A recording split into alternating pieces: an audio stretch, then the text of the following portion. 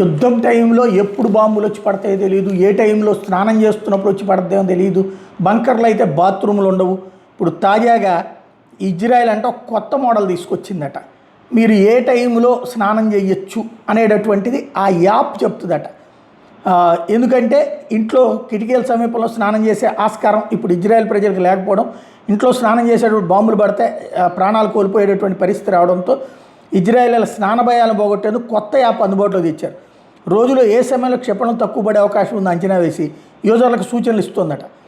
అవసరము ఆవిష్కరణకి ఇది ఒక తల్లి లాంటిది అనేసి ఇప్పుడు అంటున్నారు. అలాగే తయారైన ఇవి ఈ యాప్లు అనేది ఇజ్రాయెల్ పలు రకాల అవసరాలు తగ్గట్టు వినూత్న యాప్లు ఇప్పుడు ఆ దేశంలో హల్చల్ చేస్తున్నాయి. రాకెట్లు తక్కువగా పడే సమయాన్ని దాదాపుగా ఖచ్చితంగా అంచనా వేసి చెప్పే షుడ్ ఐ షవర్, నేను ఇప్పుడు స్నానం చేయొచ్చా, షుడ్ ఐ షవర్ అని అడగడం అనమాట అనే యాప్ ఇప్పుడు అక్కడ తెగ ఆదరణ పొందుతుంది. ఇప్పటికే అంకురసం స్థల దేశంగా పేరొందినటువంటి ఇజ్రాయెల్ ఇప్పుడు ఈ యాప్ని ట్రెండింగ్లో ఉంది.